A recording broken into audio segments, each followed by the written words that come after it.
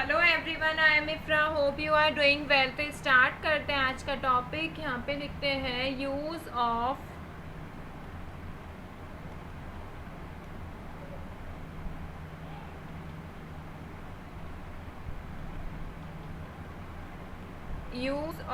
It. तो इसमें हमने 6 रूल्स पढ़ लिए थे कि यूज़ को अलग अलग तरीके से कैसे यूज़ किया जा सकता है। ठीक है, तो अभी हम लिखेंगे यहाँ पर rule number 7।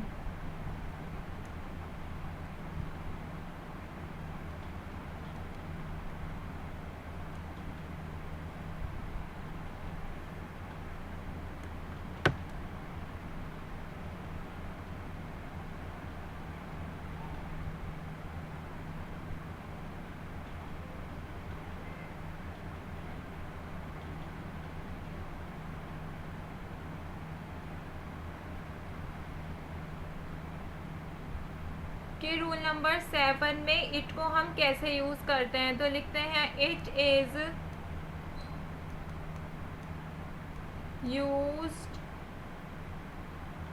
At the place of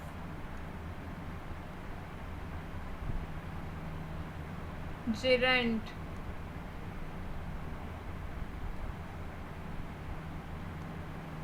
ठीक है, तो आज हम बात करेंगे gerund की। तो इसके जगह पर इट का यूज़ किया जाता है। अब आप सोचेंगे कि ये होता क्या है, तो उससे पहले मैं आपको ये एक्सप्लेन कर देती हूँ।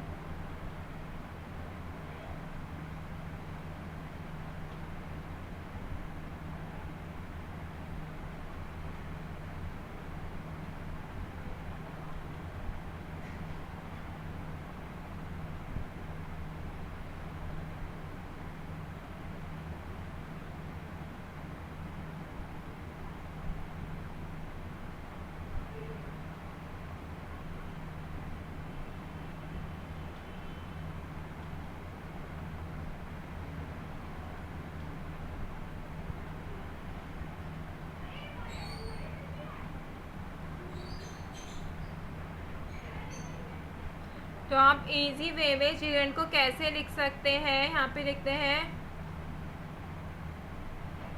gerund is a verb. ये भी क्या होते हैं, इन्फिनेटिव की तरह एक वर्ब होती है जो कि एंड्स इन ing पर ये एंड होती है।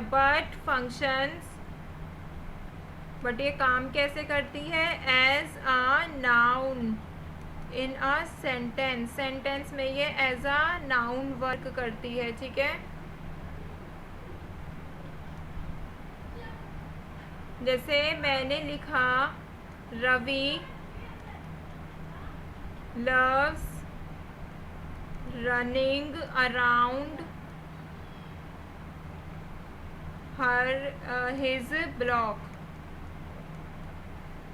तो ये एग्जाम्पल लिखा है हमने क्या, Ravi loves running around his block. तो इसमें आप देखेंगे जो लव्स है ये क्या है, वर्ब है। तो वर्ब के बाद हमने रनिंग में क्या यूज़ किया है, ये रनिंग जो है ये है gerund। ठीक है, तो अब आपको समझ आ गया होगा कि हम इट को gerund की जगह पर यूज़ करेंगे। जिसके gerund क्या होता है, जिसके वर्ब के लास्ट में ing आता है। तो यहाँ पे स्टार्ट करते हैं ट्रांसलेशन।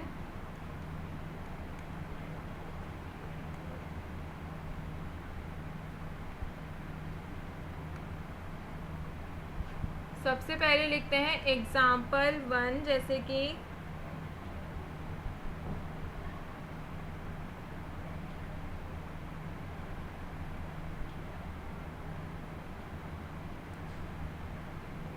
कोशिश करने का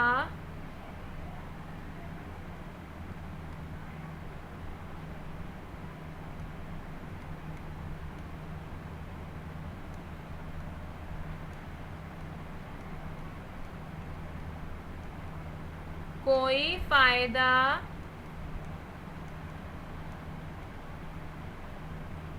नहीं है। प्रेजेंट टेंस का सेंटेंस है। क्या कह रहा है कि कोशिश करने का कोई फ़ायदा नहीं है।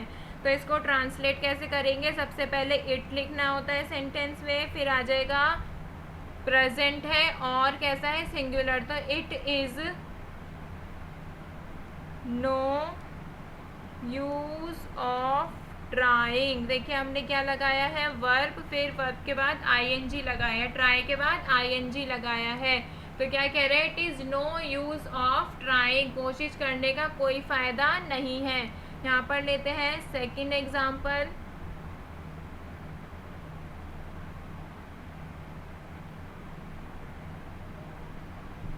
उसे गाली देने से कोई लाभ नहीं है। तो इसमें भी क्या हो रहा है? सिंगुलर ही है, तो लिखेंगे सबसे पहले इट, फिर है से हमें पता चल रहा है सिंगुलर है, तो it is no use of abusing him. तो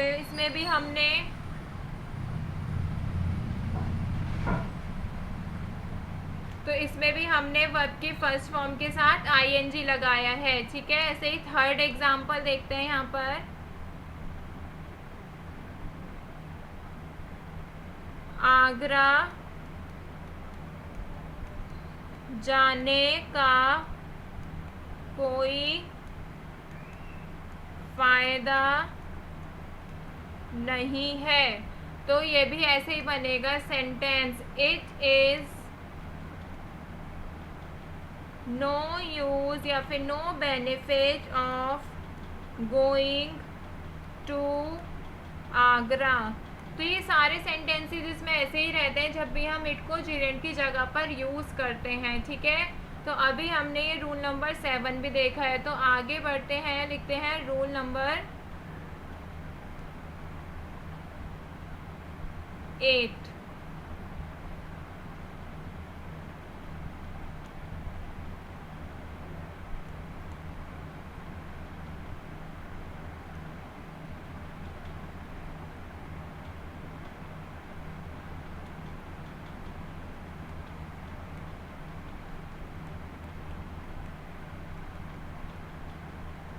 तो यहाँ पे लिखते हैं रूल नंबर 8 कहता है कि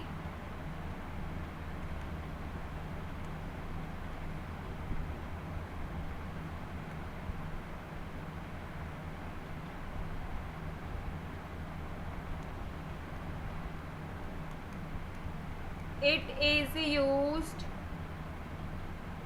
at the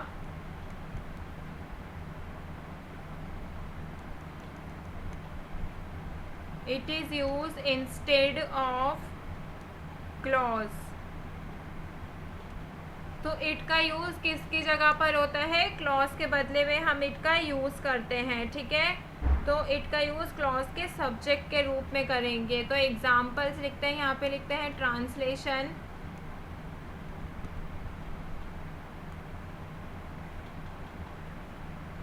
सेंटेंस नंबर 1,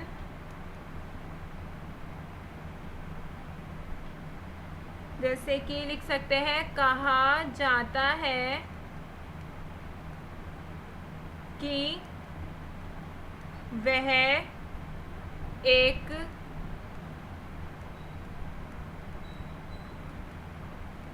अपराधी है। तो इसमें देखिए आप कैसे यूज कर रहे हैं, हम इसमें कह रहे हैं कि इंस्टेड ऑफ क्लॉज, क्लॉज की जगह पर हम इट का यूज कर रहे हैं कि कहा जाता है कि वह एक अपराधी है। तो इट इज सेड दैट वह एक अपराधी है को कैसे लिखेंगे? ही इज अपराधी मतलब होता है क्रिमिनल। कहा जाता है, इट इज सेड कि दैट वह एक अपराधी है, ही इज अ क्रिमिनल। ठीक है, अभी देखते हैं सेकंड एग्जांपल। यहाँ पे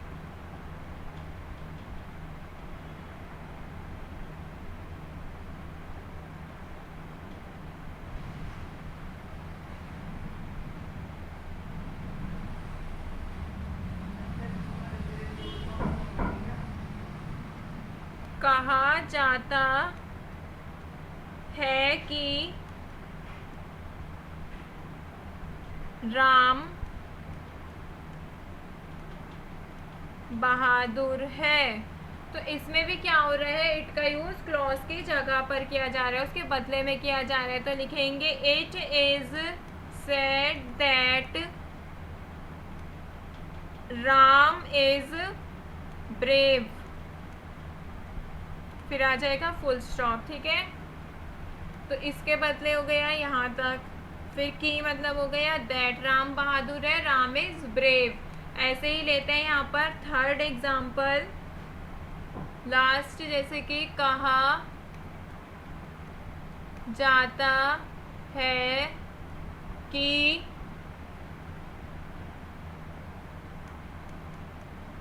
रीना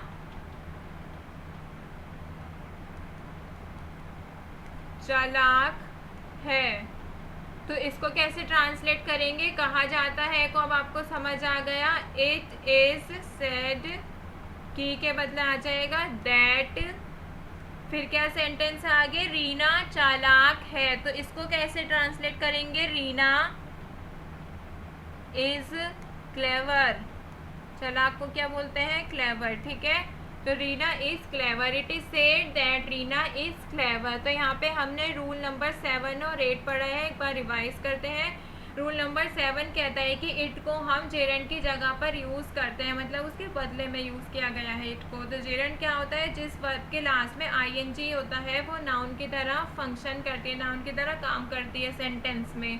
तो यहाँ पे हमने कुछ एग्जाम्पल देखे थे, जैसे उसे गाली देने से कोई लाभ नहीं है, मतलब कोई फ़ायदा नहीं है, तो it is no use of abusing him. ठीक है, ऐसे ही फिर हमने देखा था रूल नंबर 8 यहाँ पे कि इट को यूज़ किया गया है क्लॉज की जगह पर, क्लॉज के बदले में।